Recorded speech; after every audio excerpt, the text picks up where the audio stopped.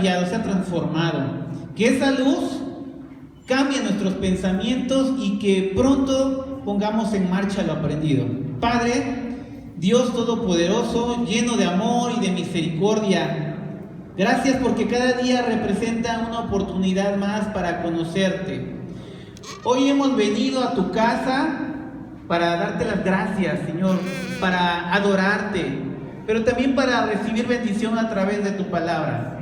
Nosotros confiamos que tú hablas y esa voz se escucha a través de este libro sagrado. Hoy vamos a meditar en ella y te queremos pedir, por favor, que tu Espíritu Santo sea el que convenza, el que nos redarguya y el que nos inste a la obediencia. Señor, en tus manos ponemos a cada maestro de escuela dominical, desde el maestro de pequeños hasta adolescentes, jóvenes, que sea tu voz, Señor, tocando, llamando una vez más a este corazón, y que sea tu Espíritu, Señor, el que nos guíe a la obediencia. En tus manos ponemos esta escuela dominical, creyendo que tú tienes el control y tú obrarás y tú te encargarás de seguir perfeccionando a tu iglesia con el propósito de un día acercarnos a la plenitud de Cristo, con el propósito de conocerte, de acercarnos a ti, Señor. Te damos gracias en el nombre de Cristo Jesús. Amén. Gloria a Dios. Bueno, le invito, hermano, que abramos nuestras Biblias.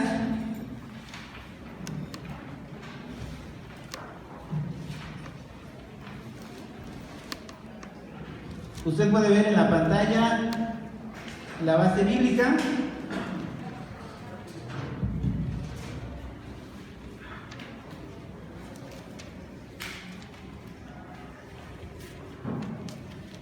Y en esta mañana vamos a dar lectura al capítulo 9. Evangelio de San Juan en el capítulo 9. Son 41 versículos. Vamos a ir a lo largo de la enseñanza, vamos a ir leyendo cada uno de estos versos.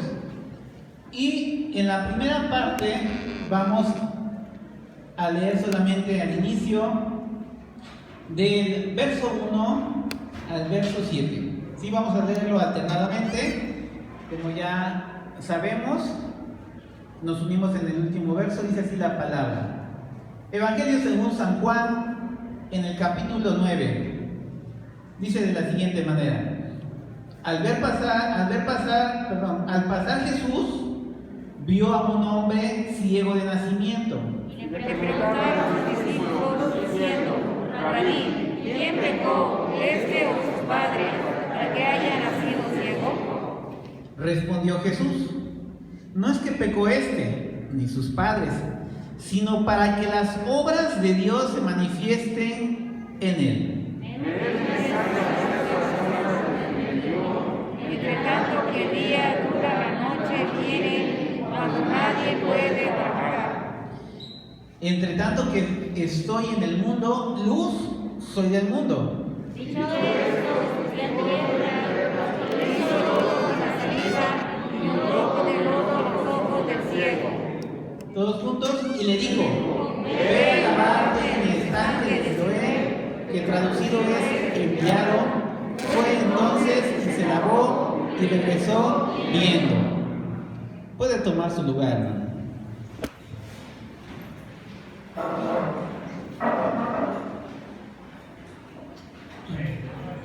Pues nuestro estudio lleva por título Abrir los ojos para entender el propósito de Dios. ¿Quiere usted repetirlo conmigo, por favor? Abrir los ojos. Gracias.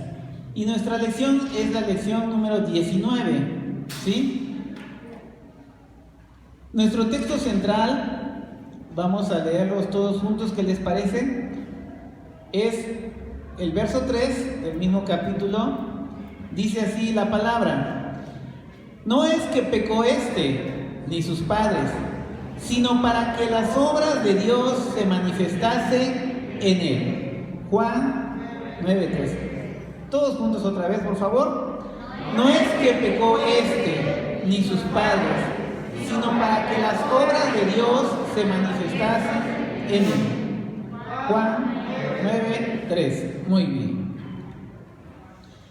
Y como les comentaba al principio, vamos a ir analizando todo el capítulo 9, que son 41 versos, y vamos a ver muchos temas. De hecho, esta lección es muy amplia. Vamos a ver cómo es que la fe de este hombre pasa de una fe simple para concretarse en algo complejo hasta declarar que Jesús es el Hijo de Dios. Vamos a ver cómo a todos aquellos que el Señor llama, siempre hay una oposición, siempre están los contreras. También vamos a darnos cuenta que hay diferentes actitudes de las personas en relación a la persona de Cristo, ¿sí? Vamos a ver cómo es que este hombre, que la sociedad lo había catalogado como pecador, pues estaba más marginado, excluido, hasta cierto punto estaba privado de las bendiciones de Dios. Pero eso no es verdad. Este capítulo 9 conlleva mucha enseñanza y vamos a ver diferentes temas como los que les comparto. Y es que el propósito de este milagro, como lo dice el evangelista Juan más adelante en el capítulo 20, dice que muchas otras señales hizo Jesús, pero que no están registradas en este libro. Dice además, pero las que están escritas son para que creáis en el Hijo de Dios. Para que creáis en el Hijo de Dios y para que creyendo tengáis vida eterna. Entonces, ese es uno de los propósitos. Si al final de la lección pues no llegamos a esta conclusión, pues realmente pues no se supo dar a entender el objetivo. Pero en sí es esto el propósito de la lección: reconocer que Jesús es el Hijo de Dios. Y vamos a explicar más adelante qué implica ese atributo divino, ese título, y ser hijo de Dios, ¿sí? Tenemos que explicarlo conforme vayan pasando los versos. Y el punto número 1 nos dice: las sanidades son manifestaciones del poder de Dios. Las sanidades son manifestaciones del poder de Dios. Y ahora que estamos viendo esa serie de lecciones, pues hemos podido escuchar los testimonios y nosotros creemos que Dios sigue obrando, ¿sí? Dios sigue sanando. Y aunque a veces no sana, porque esa es una respuesta de parte de Dios también, nosotros debemos estar seguros que Él está respondiendo, ¿sí? Porque su palabra no cae, su palabra cumple el propósito en cada corazón. Y así que si Dios obra un milagro, es porque Él tiene misericordia. Así como vemos en el verso 1 que nos dice del capítulo 9, dice que al pasar Jesús vio a un hombre ciego. Y este hombre estaba, imagínense, sentado tal vez o de pie, pero el Señor lo mira con compasión. Y el evangelista lo deja aquí bien claro, dice, vio a un hombre. Esa mirada del Señor hacia este varón estaba con un propósito. Sus discípulos, los cuales lo acompañaban, recuerda que Jesús transitaba por las calles de Jerusalén, y cuando Él detiene su paso y observa y mira a este ciego, los discípulos es que se percatan que el ciego ahí está pidiendo limosna, porque entre las idas y venidas de las personas, uno pone muy poca atención a los mendigos que están en la calle o que están pidiendo una ayuda. Pero el Señor no iba a pasar de largo o no iba a pasar por alto a este hombre. Así que detiene su paso y lo observa, y es así que los discípulos se percatan de que este hombre está pidiendo ayuda. Y la pregunta de los discípulos que le hacen a continuación en el verso 2, nos dice aquí que revela el pensamiento judío. Dice: ¿quién pecó, maestro? ¿Este o sus padres? En el pensamiento judío, nosotros podemos observar por las palabras de los discípulos, ellos relacionaban al pecado o al sufrimiento con el pecado. Si este hombre había nacido ciego, era seguramente por causa de su pecado o el de sus padres. Por eso tenía esta discapacidad. Y es que a veces nosotros también podemos llegar a pensar esto.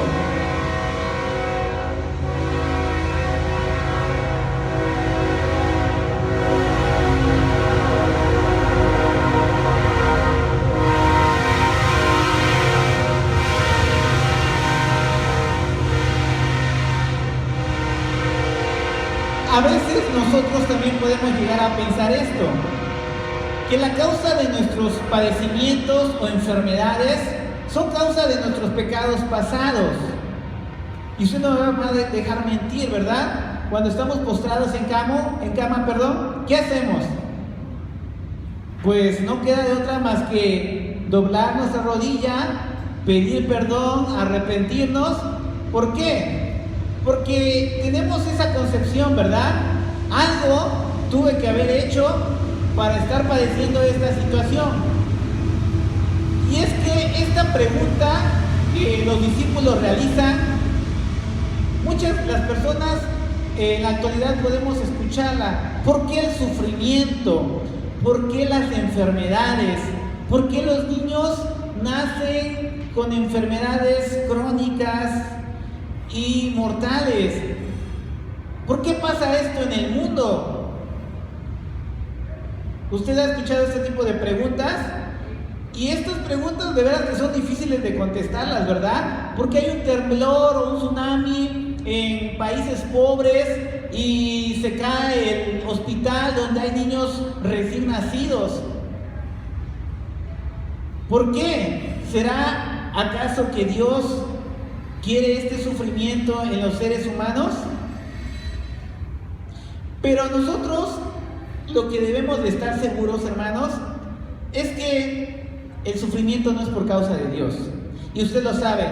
El pecado, desde la caída de nuestros padres, Adán y Eva, a raíz de la entrada del pecado surgió la muerte, ¿verdad? Y cuando entra la muerte también las enfermedades. Y de ahí pasa a toda la descendencia humana. No hay hombre que no se haya enfermado. No existe. ¿Por qué? Por causa del pecado, ¿sí? Por causa del pecado original. Y es lo que conlleva que muchas de las personas pues enfermemos, ¿sí? Ahora, el tema de las enfermedades no está relacionado, el tema de las enfermedades, las tragedias, no está relacionado con el pecado.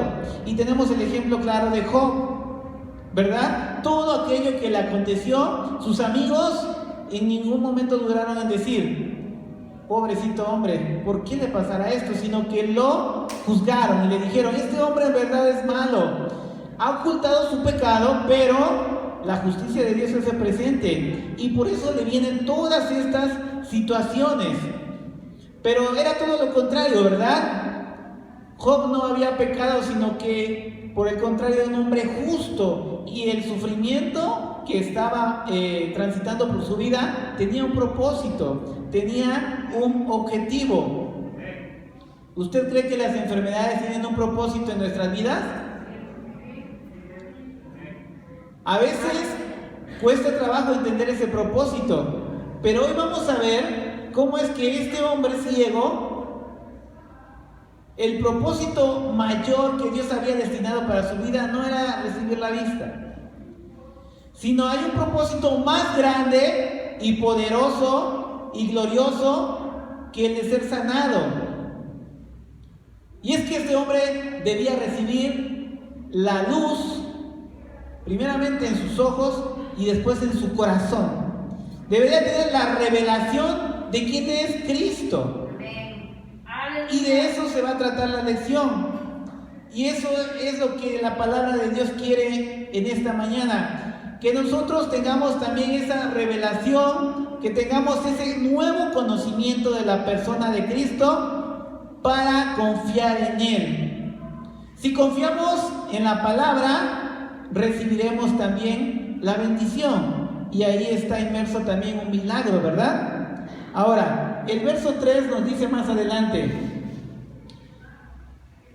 respondió Jesús, no es que pecó ni sus padres, sino para que las obras de Dios se manifestasen en él. La respuesta de Jesús aclara que las circunstancias eran para la gloria de Dios. Mire, a simple vista podemos leerlo otra vez y dice: no es que pecó ni sus padres, sino para que las obras de Dios se manifiesten en él. Podemos llegar a pensar que Dios permite el sufrimiento para que Él obre a través de un milagro sobrenatural. Pero lo que en realidad estamos viendo aquí es que esas enfermedades no es porque Dios las ponga en nuestras vidas, sino porque son consecuencia de la naturaleza humana, ¿sí? Jesús iba a deshacer esas consecuencias del pecado en la vida de este hombre, que era sanarlo de la ceguera, ¿verdad? Y es que el Señor quita las consecuencias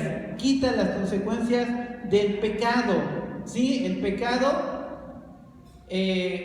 produjo las enfermedades, y nosotros debemos de entender que cuando Dios obra un milagro en nuestras vidas, es que Dios quiere mostrar su gracia, Dios quiere mostrar también su perdón, Dios quiere mostrar también su sanidad, pero todas aquellas bendiciones que el hombre puede experimentar en la enfermedad, el gozo también se puede experimentar en el dolor. ¿Y quién dice que ese gozo que nosotros experimentamos no sea para bendición de otros? Para el testimonio de los que están a un lado, que tal vez sufren menos que uno. Entonces, nos sigue diciendo que el milagro ocurre en día sábado. Este suceso lo podemos ver en el día sábado. Y el día sábado era aquel en el cual los judíos pues se sometían por medio a la obediencia de la ley para descansar, para no realizar ningún trabajo. Pero además se sometían a los excesos de las tradiciones de los fariseos. ¿Cuáles eran esos excesos? Pues bien, esos excesos eran toda aquella tradición de los ancianos, toda la ley oral, que era un compendio de literatura escrita, de comentarios de eruditos, de rabinos, de escuelas rabínicas, que a lo largo de los siglos, pues los judíos analizaban, estudiaban y ponían al mismo nivel la ley escrita y la ley oral, ¿sí? Entonces, no es que el Señor haya infringido un mandamiento de la palabra, sino que ante su perspectiva del pueblo judío estaba violando esa ley tradicional que los judíos habían adoptado y que obviamente para nosotros y para el Señor Jesucristo no tenía mayor relevancia que la misma palabra de Dios, ¿sí? Vea lo que dice más adelante, dice, afirmando cumplir con el mandamiento de la ley, a pesar de ello, Jesús estaba dispuesto a ministrar e impartir sanidad, aún en sábado, sabiendo que sus días eran pocos. Jesús sabe que tiene cerca de 7, 8 meses en los cuales llegaría a la cruz. El tiempo para hacer la obra que el Señor le encargó estaba terminándose, y no iba a dejar a esta pobre alma sufriendo en sábado, todo por los prejuicios de hombres religiosos que lo estaban acusando. Y nos dice el verso 4: me es necesario hacer las obras del que me envió, entre tanto que el día dura. La noche viene cuando nadie puede trabajar. Dice aquí que existe una urgencia para realizar la obra de Dios. Hay oportunidades para manifestar o para hacer la obra de Dios. Y esas oportunidades nosotros tenemos que aprovecharlas. En el caso del Señor, cuando nos dice que, en el verso 4, donde nos dice que el día, dice entre tanto que dura el día, se está refiriendo a su ministerio, a esos 3 años y medio en los cuales Él realizaría la obra del Señor aquí en la tierra. Y es por eso esa urgencia de terminar esa obra, en tanto que el día dura. Y es que el día es sinónimo de oportunidades, como lo dice aquí, día es sinónimo de oportunidades. En la vida tenemos oportunidades cuando somos jóvenes, ¿verdad? Cuando vamos uno creciendo, esas oportunidades se van disminuyendo. Me estoy refiriendo a realizar la obra del Señor, ¿sí? No es la misma fuerza la que tiene un joven a una persona mayor o adulta. Hay oportunidades en la salud. Cuando llega la enfermedad, aunque uno tenga el deseo, pero hay impedimento para hacer la obra de Dios. Hay oportunidad cuando uno tiene la capacidad mental, intelectual, pero llega el momento en el que esa capacidad va disminuyendo también y es más difícil. Entonces, nosotros debemos de aprovechar esas oportunidades para hacer la obra de Dios. ¿Recuerda usted aquel pasaje cuando Jesús estaba en el aposento alto y estaba orando por sus discípulos y también por aquellos que iban a creer en Él por medio de su palabra? Él dijo: Padre, he acabado la obra que tú me diste que hiciese. Es decir, la oposición de los fariseos, de estos hombres religiosos, el Señor no iba a permitir que ellos que ellos pusieran tropiezo para desarrollar la obra de Dios. También vemos en el apóstol Pablo, cuando dice: he peleado la buena batalla, he acabado la carrera. Y esa carrera es la obra que el Señor pone a cada uno de nosotros. Dios nos llama a hacer su obra. Y realmente es la preocupación que nosotros debiéramos de tener. Señor, yo no quiero pasar mis días en esta tierra si no hago tu obra. Si en verdad no cumplo el propósito por el cual nací aquí en este país de México. No quiero llegar cuando aquel día se acerque, que es la noche, como dice el verso 4, dice: porque la noche viene. ¿Qué significa la noche? El sepulcro, la muerte. En el sepulcro ya no hay obra que realizar. Ya no hay vuelta atrás. Tal vez van a quedar ahí deseos perdidos, intenciones buenas, pero nunca formuladas, y ya no va a haber otra oportunidad, porque en el sepulcro no hay más trabajo, no hay más oportunidades. La obra del Señor debe de ser en el día, mientras la vida la tenemos prestada, ¿sí? Y es por eso que nosotros tenemos de tener ese pensamiento. Y es uno de los puntos importantes en esta lección. Señor, ayúdame a terminar la obra que tú quieres que yo haga. Hermanos, si no hay obra alguna que usted esté realizando en el Señor, nuestra vida es inútil. Nuestra vida no tiene propósito ni sentido de existencia. Nuestra vida no consiste en tener propiedades, casa, coche, títulos, posgrados, no, éxito, reconocimiento, no. La obra del Señor tiene que ser terminada en nuestras vidas hasta el último suspiro. De lo contrario, es inútil, como lo acabo de mencionar. Y sigue diciendo más adelante. En el verso 5 dice: entre tanto que estoy en el mundo, ¿qué dice, hermano?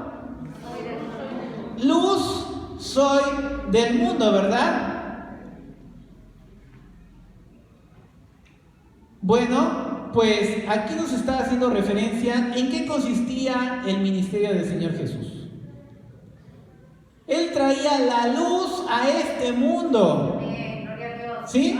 Él es la luz que alumbra a los hombres. La humanidad está muerta, cegada, en tinieblas. Pero la luz de Cristo, que es la palabra que resplandece en el entendimiento y en el corazón, nos da visión, nos cambia el panorama y nos ayuda a cambiar de vida, ¿sí? Y es que en el capítulo anterior de Juan, en el capítulo 8, vamos a leer lo que dice en el verso 12, Juan 8:12, vea lo que dice Cristo. Dice: otra vez Jesús les habló diciendo: yo soy la luz del mundo. El que me sigue no andará en tinieblas, sino que tendrá la luz de la vida. Y estas palabras los fariseos las escucharon, los religiosos, y pudieron haber tachado de tal presunción de parte del maestro, porque ¿quién podría decir estas palabras? Ni el más grande de los filósofos griegos pudo haber dicho esta mención.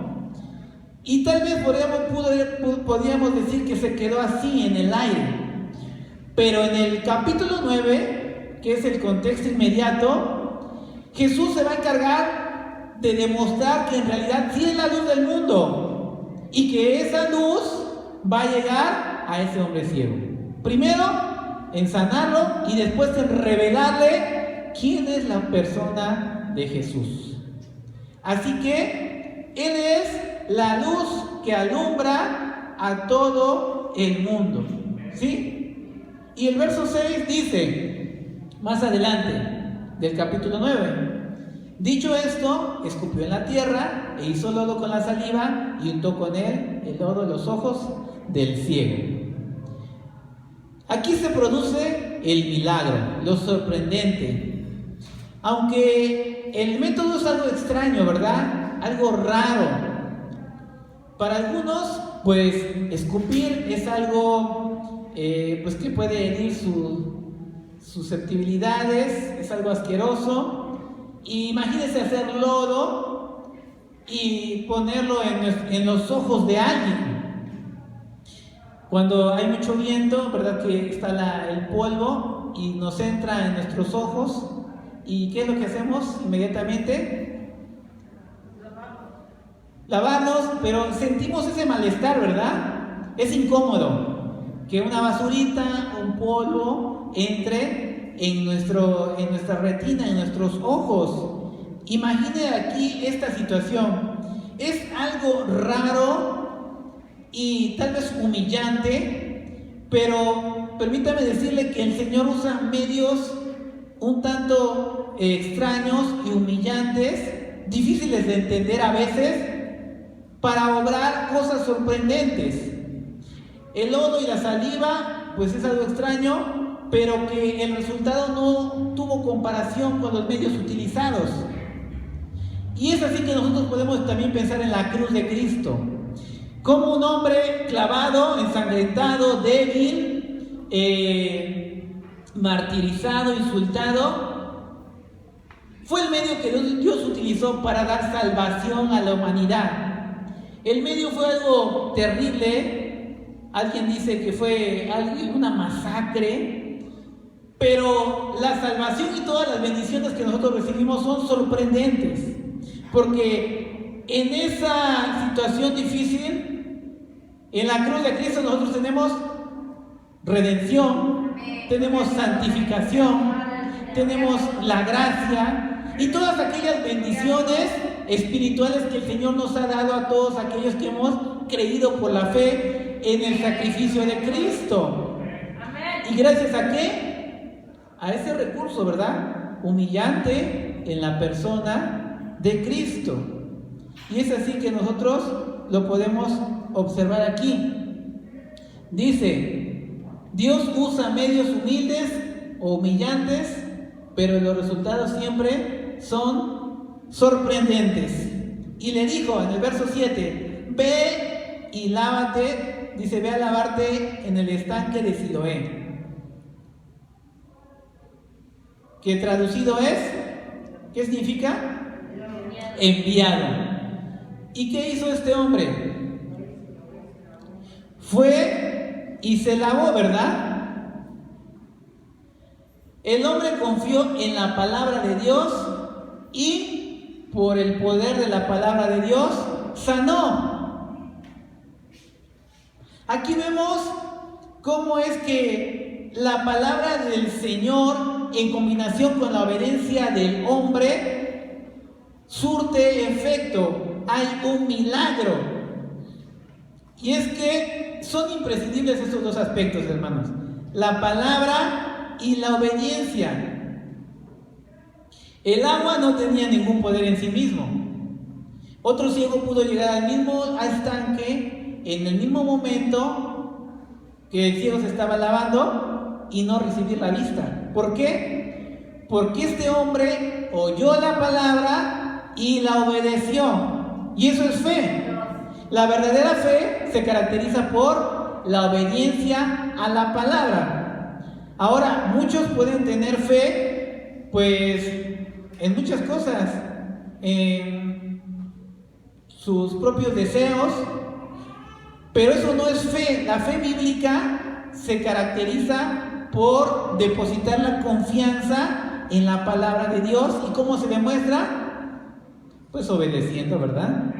Y el resultado surge: sanidad para este hombre ciego. Dice aquí, el estanque de Siloé significa enviado.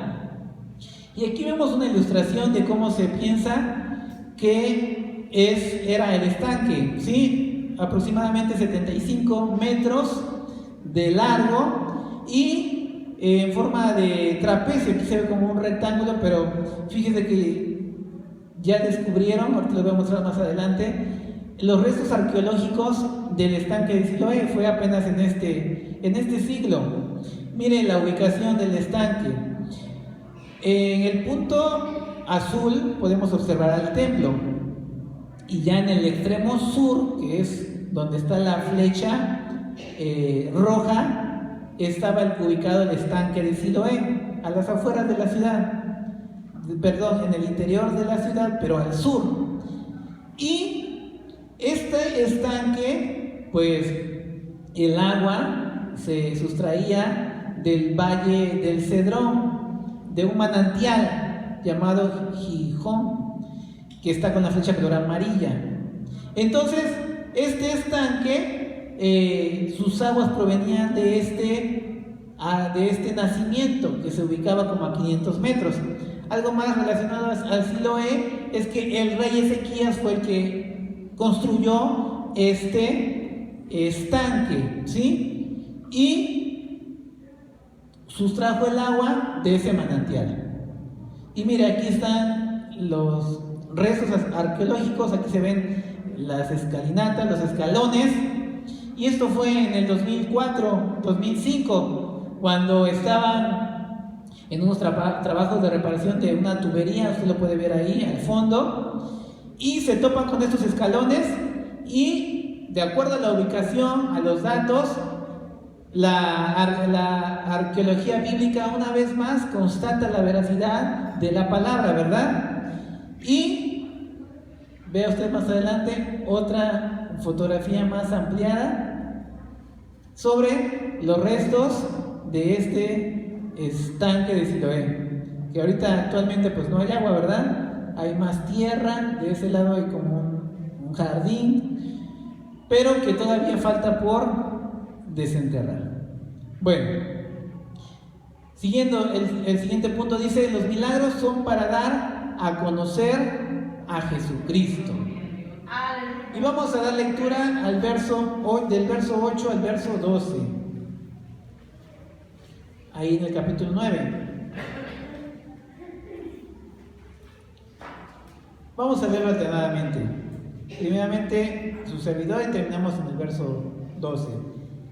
Dice: entonces los vecinos y los que antes le habían visto que era ciego decían: ¿no es este el que se sentaba y mendigaba?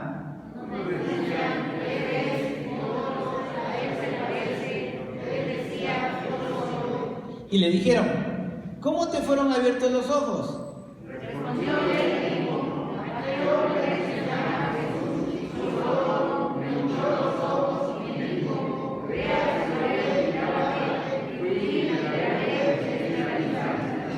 Entonces le dijeron: ¿dónde está él? Él dijo: no sé.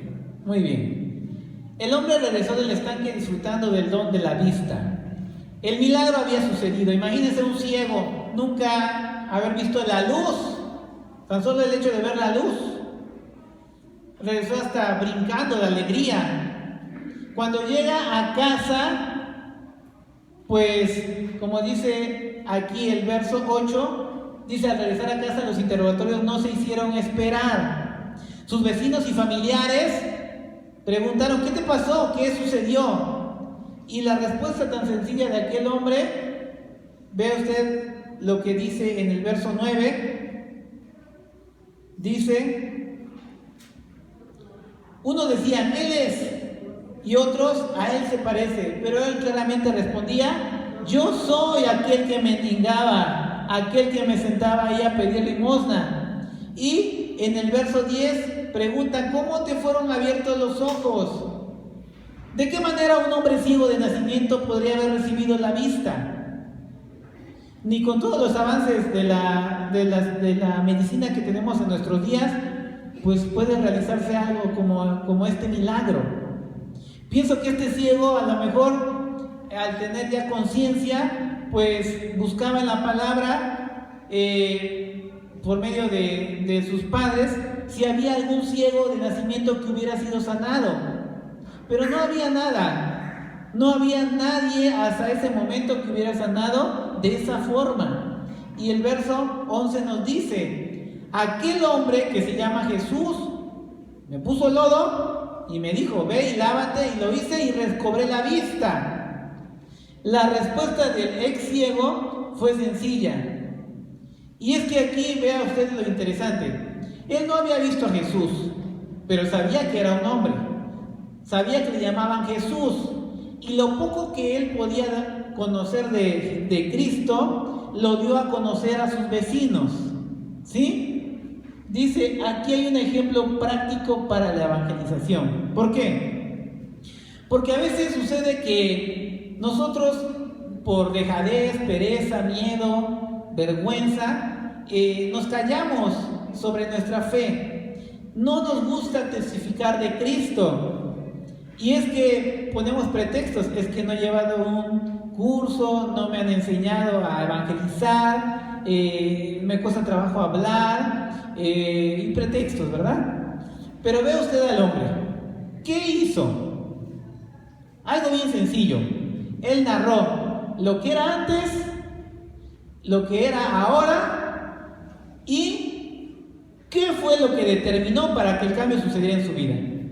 Nosotros también podemos hacer lo mismo sencillamente. ¿Cómo era nuestra vida pasada? ¿Cómo es ahora? ¿Y cuál fue el detonante, el punto intermedio cuando nuestra vida cambió? Y de esa manera nosotros podemos hablar del Señor en base a nuestra experiencia. Y eso no es difícil, cualquier persona lo puede hablar. El verso 14 nos dice: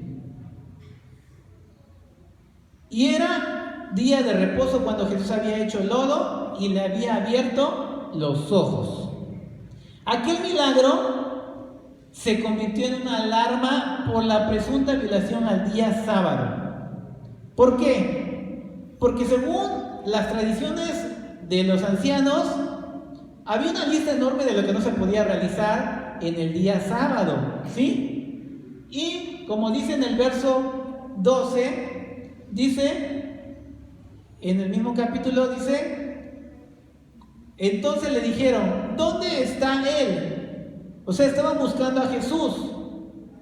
Dice, como no sabían dónde estaba el autor del milagro, pues llevaron al ciego, a este hombre, para ser juzgado por los fariseos, porque ellos sabían que había sido sanado en sábado y eso estaba prohibido. ¿Recuerda usted aquel principal de la sinagoga donde Jesús ve a una mujer encorvada y la endereza, la sana, y se levanta aquel hombre y dice: 6 días hay en que ustedes pueden trabajar? Dice: vengan en esos 6 días y sean sanados, pero no en sábado. Enojado. ¿Qué responde Cristo? Hipócritas, ¿qué hacen ustedes con su buey o su asno? ¿No lo desatan del pesebre en el día de reposo y lo llevan a beber agua? Y esta pobre mujer no tenía que ser desatada de la atadura que Satanás ponía sobre sus hombros. En realidad era una incongruencia con los argumentos que ellos daban. Pero dice el verso 3 que llevaron a este hombre como prueba del delito. Fíjese. Y más adelante vamos a ver, dice: siempre existen las personas quienes no les importa hacer el bien a los que sufren, sino mantener su forma de vida y su creencia religiosa.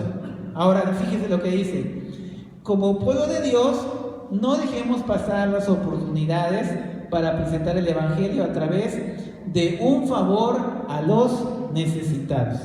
Hace un momento les decía, hermanos, tenemos que hacer la obra de Dios mientras tengamos vida, mientras tengamos fuerzas, mientras haya salud.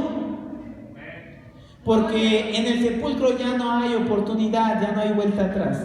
Ahora, ¿cómo nosotros vamos a aprovechar esas oportunidades para presentar el Evangelio? Y aquí lo dice: a través de un favor a los necesitados. Amén. ¿Quién puede dar un testimonio de ello? Alguien que haya otorgado un favor a alguien que necesitaba en verdad la ayuda, y mediante esa ayuda, mediante ese favor, le presentó a Cristo, le dio el mensaje de salvación, le proveyó sí para saciar su hambre, su sed, pero también le presentó el agua viva, el pan de vida. ¿Alguien quiere testificar de ello?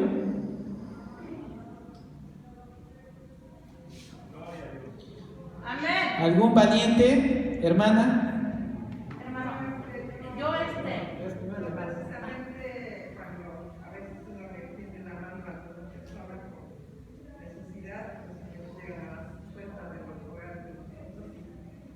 A veces les comentamos acerca de la gracia de Jesucristo, del amor de Dios por toda la humanidad. Y todo lo que llega pagando, digo,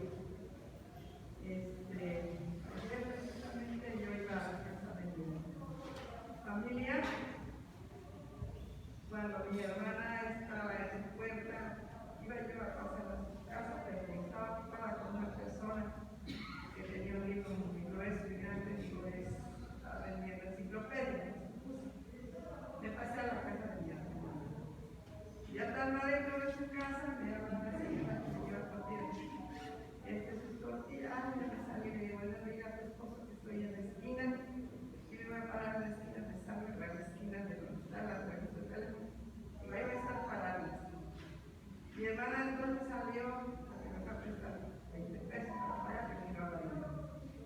Entonces salió y me lo dio y siguió el joven ahí. Pero mientras ella entraba, yo le digo, joven, ¿qué vendes ¿qué vendes? Dice, no,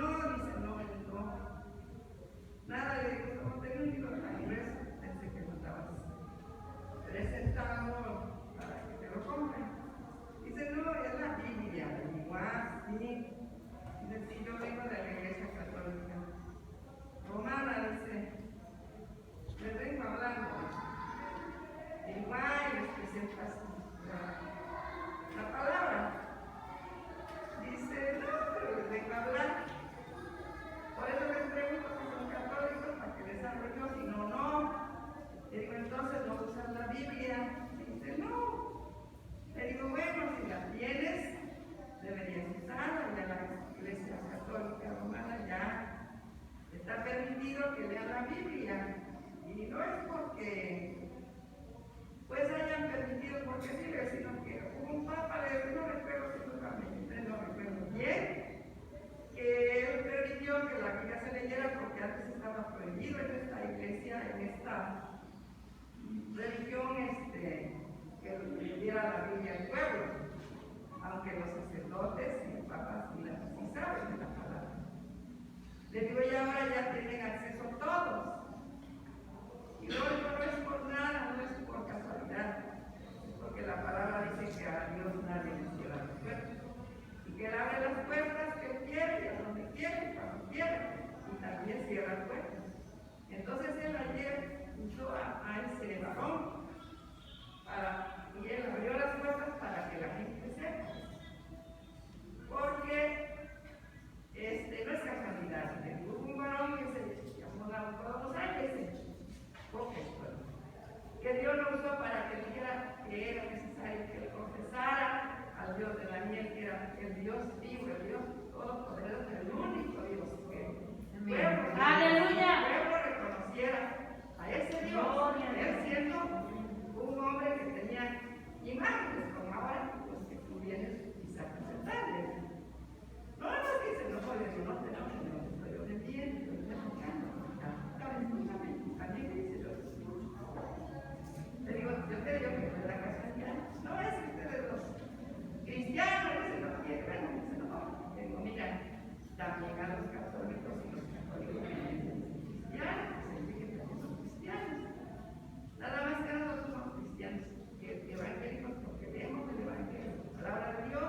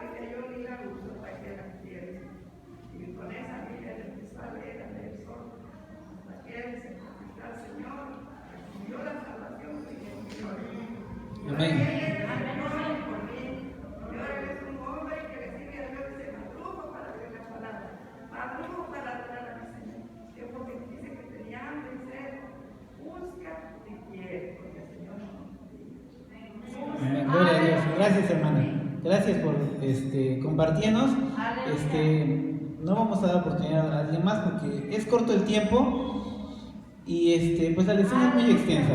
Pero concretando en esto, hermanos, la mejor forma de evangelizar, de exponer a Cristo, a veces no se requiere mucha conocimiento o teología, sino simplemente a sincerarse con las personas.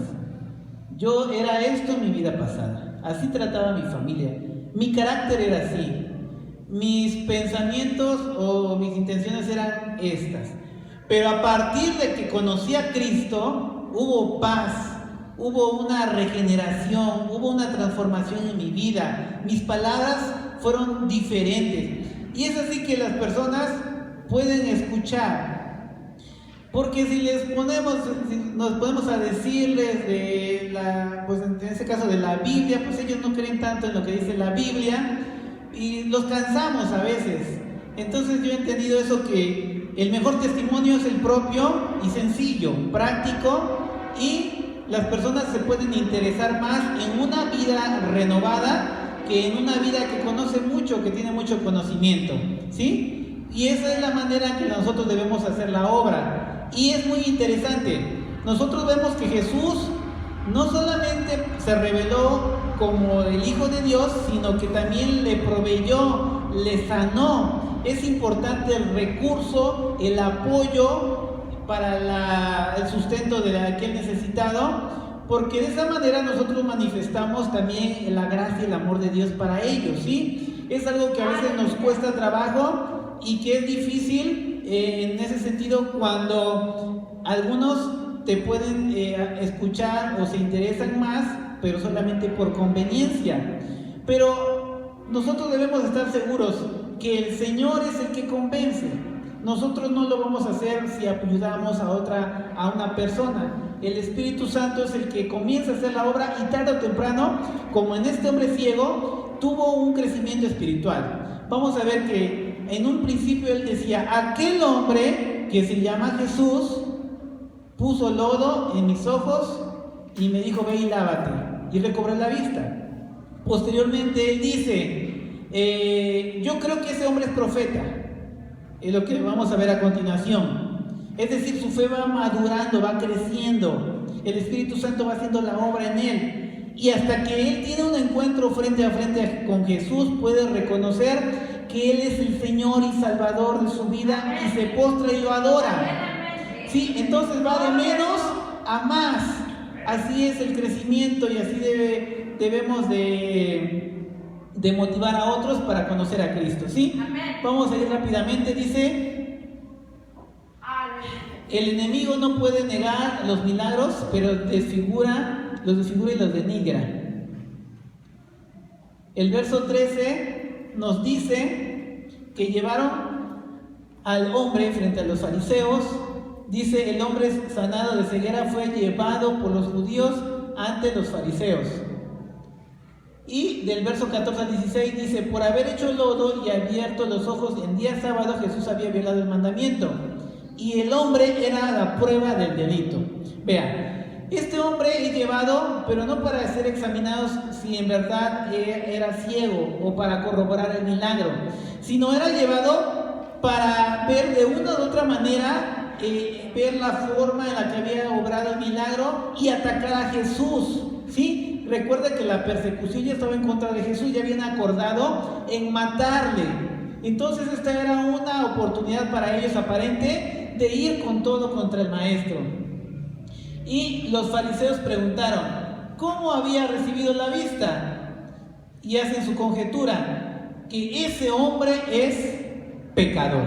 ¿Por qué? Porque hizo lodo, y ese lodo hizo un trabajo, y por lo tanto, como realizó una actividad con la tierra, pues está infringiendo la ley, está infringiendo el mandamiento. Y vean cómo se refieren a él como ese. Dice: ese hombre, y más adelante dice: sabemos que ese es pecador. Ni siquiera decían su nombre. Y es que estaban llenos de prejuicios, llenos de odio, de envidia, porque las multitudes porque las personas seguían a Cristo y no había comparación entre un maestro, un fariseo y Jesucristo, ¿sí? No había algo que ellos pudieran, decir, ¿cómo les puedo explicar? Que ellos pudieran ver amor en la vida de un fariseo, nunca. Sin embargo, en Cristo ellos veían esa compasión, esa palabra puesta en práctica, y no solamente decían como los fariseos que no hacían. Dice que la ley del día sábado jamás prohibía obra alguna, sino que la que fuera de naturaleza servil e innecesaria. Pero de acuerdo a la interpretación no había lugar a la misericordia y a la compasión de Jesús. Dice, en su criterio, Jesús era pecador por no guardar el día sábado. Claro, aunque había diferencias o disensiones, como dice aquí, entre ellos, en el verso 16 al final, dice, ¿cómo puede un hombre pecador hacer estas señales? Y había disensión entre ellos. ¿Cuál era el objetivo de Jesús?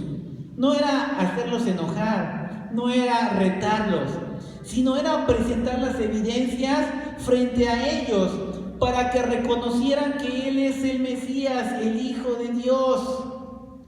Pero su arrogancia, su incredulidad, sus prejuicios no los dejaban ver que frente a ellos estaba el dador de la vida. No podían concebir que ese hombre que conocían, que sabían que era carpintero, era Dios en carne. Y más adelante dice que volvieron a preguntarle, ¿qué te ha hecho ese hombre? ¿Qué dices de ese hombre? Y él responde que es profeta, porque en el Antiguo Testamento sabemos que los profetas se caracterizaban por sus obras, y este hombre en su razonamiento claramente puede interpretar, este hombre no puede ser cualquier persona, tiene que venir de parte de Dios, y es que él era el enviado de Dios. ¿Qué significa? Si lo veíamos hace un momento, enviado, eran aguas enviadas de un manantial que estaba fuera de la ciudad hasta el interior del estanque de Siloé. Pues de la misma manera, Jesús fue el enviado por Dios a este mundo. Y si ese ciego fue enviado para recibir la vista de ese estanque, también tendría que llegar frente a la persona de Jesús, pero para que sus ojos fueran abiertos espiritualmente. Dice el verso 18, ante su fracaso llamaron a los padres del sanado. No pudieron armar más preguntas y no creían que él había nacido ciego, por eso llaman a los padres. Y dice, dominados por el miedo, los padres dejaron que su hijo explicara el milagro, porque habían acordado expulsar a todo aquel que confesara a Jesús como Mesías. Los judíos, los fariseos, habían acordado que todo aquel que confesara a Cristo, a Jesús como el Mesías, iba a ser expulsado, iba a ser excomulgado. Y obviamente los padres no quisieron correr el riesgo y dijeron, pues pregúntenle a él, ¿edad tiene? Para que le respondan. Dice que los que testifican de las grandezas del Señor son cuestionados. Una vez más vuelven a llamar al ciego. Ya lo interrogaron, llaman a sus padres, vuelven a llamarlo y le dicen, da gloria a Dios. Nosotros sabemos que ese hombre es pecador. ¿Qué significa esta expresión? Ellos les estaban diciendo al ciego, dilo bajo juramento, reconoce que ese hombre es pecador, reconócelo tú también, dilo ante Dios que ese hombre es un falso. Y es que la verdad que los fariseos querían escuchar de ese hombre era que él era pecador, pero en realidad frente a ellos estaba la santidad divina, frente a ellos estaba la verdad y no lo pudieron ver. La verdad siempre sale a la luz y el ciego responde. Fíjese la lógica de este hombre. Si es pecador, no lo sé. Solo sé, dice, que habiendo yo sido ciego, ahora veo. Solo sé que habiendo sido ciego, ahora veo. Y esta misma palabra, yo creo que nosotros los que hemos recibido la bendición de Dios y que decimos que hemos recibido a Cristo como Salvador, podemos expresarlo de la misma manera. No sé, yo solo sé que antes era un pecador, que era alguien condenado para muerte eterna, pero ahora tal vez nos cueste trabajo explicar el método de la salvación, cómo es que funciona. Pero sabemos que ahora hemos pasado de muerte a vida. Antes no éramos hijos y ahora somos llamados hijos de Dios. Y este hombre, con este argumento, aplastó los razonamientos de los fariseos. No tuvieron forma en que seguirle cuestionando. Dice, a pesar de las pruebas contundentes y su cúmulo de prejuicios, dice, los mantenía cegados ante la verdad de la sanidad. Era un milagro real, pero ellos no veían el milagro, veían la aparente infracción al mandamiento de reposo. Dice, la humilde lógica del ciego sanado destruyó los elaborados argumentos de los doctores de la ley y le llamaron pecador. Dice, eres un ignorante, tú no sabes nada de la escritura. Y es que el último recurso que le queda a las personas cuando ya no tienen argumentos es ofender, es denigrar a los demás, y le llaman pecador, ignorante, porque no tenían respuesta para él. No había algo que ellos pudieran objetar contra el milagro. Era una verdad a ojos vistos, era algo que no podían ellos ocultar. Y para terminar, vamos a relatar brevemente como conclusión cuando Cristo se presenta a él. En el verso 35 le dice Jesús, después de que lo encuentra, después de que se enteró que lo habían expulsado, que lo habían excluido de la vida religiosa, social, familiar del pueblo judío, y se acerca a él con un propósito, ¿sí? Este hombre estaba sufriendo las consecuencias de reconocer a Cristo como su sanador, y el maestro no iba a dejarlo así. Tenía que hacer algo en su vida para que tuviera la entereza, el poder, la decisión de continuar caminando en ese mismo camino, de permanecer firme en su fe, porque el camino seguiría, las críticas no terminarían, los problemas apenas estaban comenzando. Así que Jesús lo encuentra y le dice, ¿crees tú en el Hijo de Dios? Y él responde de una forma sencilla y humilde, ¿quién es, Señor, para que crea en él? No lo sé, pero dime quién es. Y Jesús le presenta frente a él el objetivo del milagro. Veíamos en un principio, el objetivo de este milagro es para que nosotros reconozcamos que Jesús es el Hijo de Dios y que a través de nuestra fe en Él tengamos vida. Y ahora Jesús le está diciendo, yo soy el que habla contigo. Lo está confirmando. Y inmediatamente Él dice, creo, Señor, y le adora. Se postra ante Él y Él confiesa a Jesús como el Mesías, como el Cristo. Esto le ayudaría para que posteriormente no saliera del camino de la fe. ¿Recuerda usted rápidamente a Esteban? Está exponiendo la palabra de una forma tan maravillosa, y comienza desde el Antiguo Testamento y culmina dando testimonio que Jesús es el Cristo, y por ello se gana la muerte, ser apedreado, y cuando está recibiendo aquellas rocas sobre su cuerpo, puede levantar su mirada y ve los cielos abiertos. ¿Y a quién mira? ¿A quién mira, hermanos? ¿A quién puede ver?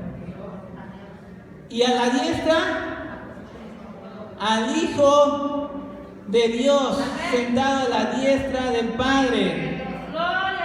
Esa visión o esa revelación que recibió este varón le dio la fortaleza para resignarse a esa muerte que estaba en ese momento. Le dio el valor para soportar él esa prueba y se convirtió en el primer mártir. De la misma manera, la revelación que Jesús le da al ciego de que él es el Hijo de Dios, y esto es un título divino, es que Jesús es Dios, no es criatura, no es creación, Él es Dios mismo. Eso es lo que nos va a dar fortaleza para esperar todo nuestro caminar, confiar en Jesucristo hasta que el día de la noche llegue. ¿Por qué? Porque confiamos que en los cielos tenemos a alguien que intercede por nosotros y que está sentado a la diestra del Padre y que Él es nuestro abogado. Por eso no desmayamos, por eso nos caemos pero nos levantamos. Por eso en las pruebas podemos perseverar, seguir adelante, confiando que el Hijo de Dios, Él es el que nos da la fuerza para perseverar en nuestra fe, en nuestro caminar cristiano. Hermanos, eso es lo que corresponde a la lección número 19. Les invito que nos pongamos de pie. Faltaron algunos puntos por exponer, pero yo creo que los importantes en los que se basaba la lección fueron expuestos. Y el Señor quiere en esta tarde, que nosotros pongamos premura, urgencia a la obra de Dios. Dar testimonio de Él por medio de la compasión que nosotros podemos manifestar al necesitado es una urgencia. ¿Sí? Nosotros, como verdaderos hijos de Dios, estamos llamados a hacer luz en este mundo, ¿sí?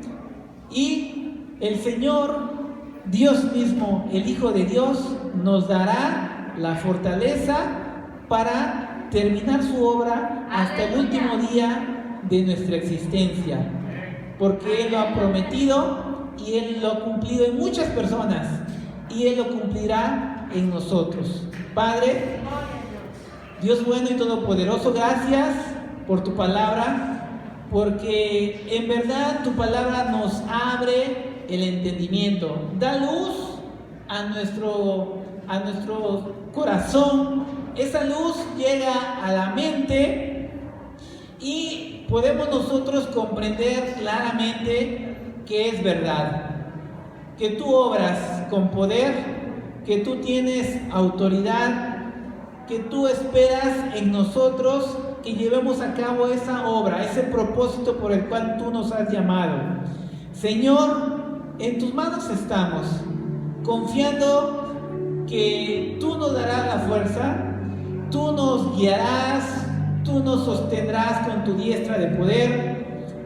Aunque a veces podemos pasar vicisitudes, problemas, enfermedades, pero confiamos en aquel que es poderoso para hacer todas las cosas nuevas. Señor, te seguimos pidiendo por la sanidad, seguimos pidiendo, Señor, por la salud de mis hermanos. Te seguimos pidiendo, Señor, por la restauración plena y completa en sus cuerpos. Señor, síguenos fortaleciendo y que cada día, Señor, nosotros tengamos esa experiencia de ver milagros en nuestras vidas. Ayúdanos a ser humildes como este ciego para ver más milagros obrando alrededor nuestro, en nuestro hogar, en nuestra familia. En tus manos estamos, Señor, como iglesia. Nos ponemos ante ti, Señor, pidiéndote tu provisión, pidiéndote tu cobertura, tu ayuda, tu sanidad sobre cada uno de los que tenemos necesidad. Te lo pedimos, Señor, en el nombre de Cristo, el Hijo de Dios, el que vive y reina por la eternidad. Amén. Aleluya.